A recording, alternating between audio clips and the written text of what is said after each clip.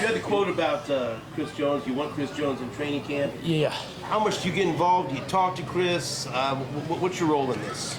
Yeah, I mean, I talked to Chris, not necessarily about contract stuff. That's how I am about all things. I never talk about the contract. I just talk about football, how he's doing. I mean, he's working out. He's staying in shape. All that will handle itself, and all I can do is just be supportive, be a teammate. I mean, that's one of the guys that's been a staple of this organization for a long time. So hopefully we get him back in camp as soon as possible. We got Justin Ross coming here later. Just your impressions of his training camp. Yeah, he's had a good one. Learning the offense fast. You can tell he's been in the offense for a year now. Obviously making big plays, and he's getting more and more involved in those first team reps. And so, a guy that I have a lot of hope for, that he can be a really good player in this offense. Messaging the teammates, how do you balance staying in the moment and the grind, but also kind of bringing up the big picture, just planning thoughts about that? Do you do a little bit of both?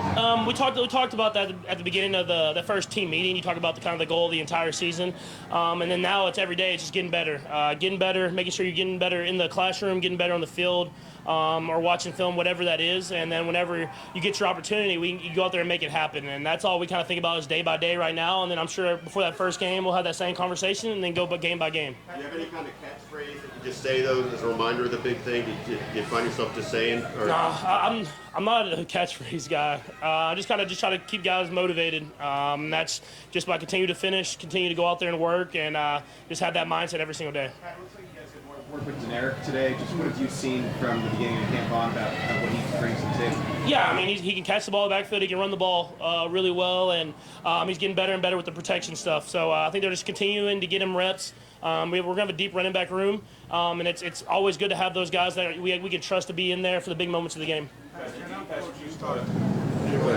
know coaches talked a lot about early in camp, especially push it. Don't be afraid to throw interceptions, and I know you embrace that. But is there a time in camp where you start scaling it back? Are there mileposts like, okay, now it's time to be more precise, and the mindset changes? Not necessarily.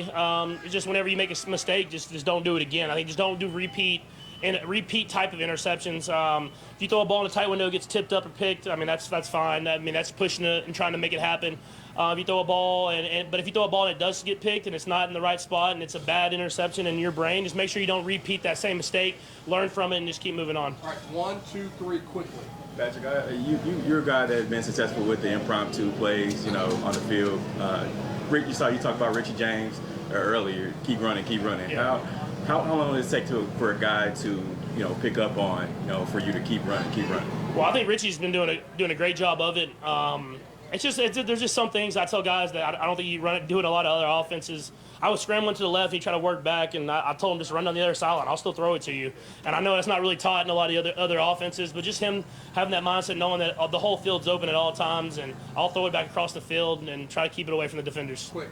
Patrick, we see that competitive edge in you, and Amy talked about keeping that edge in the team. How do you instill that edge in the team?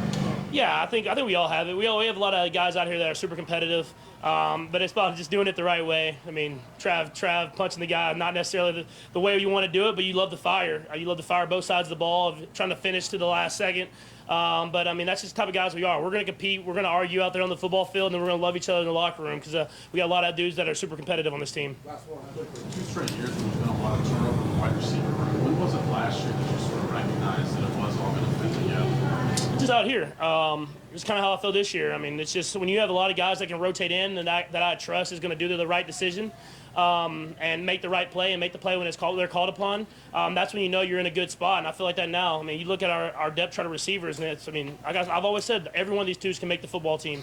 And that speaks to Brett Veets, Coach Reed, bringing in the right guys, and these guys working their tail off. And, I mean, I've been in there with all type of different receivers, and we have a lot of guys that can make plays in that room.